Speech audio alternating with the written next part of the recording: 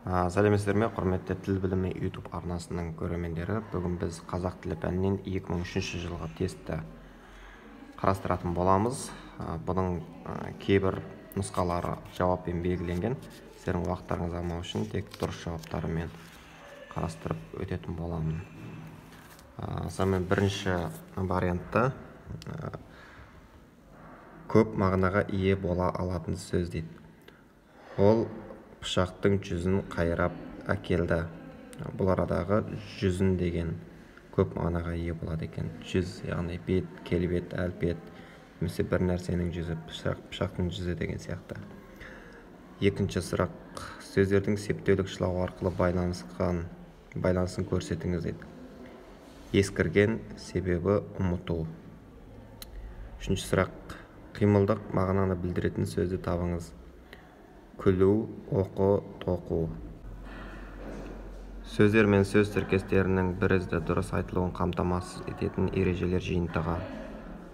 Орфоэпия.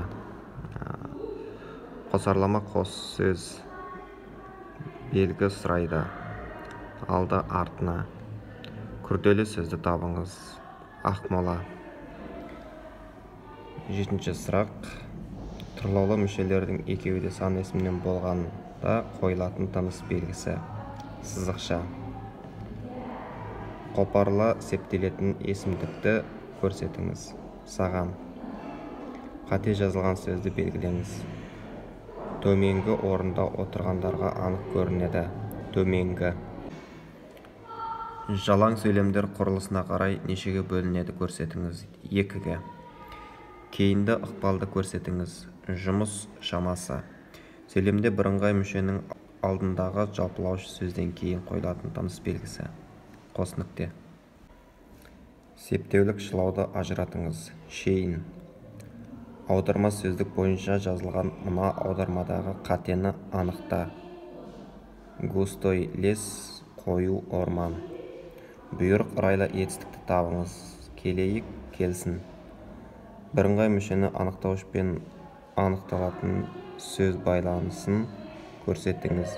Сүйеу қарт ел ішіне сыйымсыз, тікбақай тентек шал. Қабысу. Мезгіл бағыныңқы сабақта сөйлемді көрсетіңіз.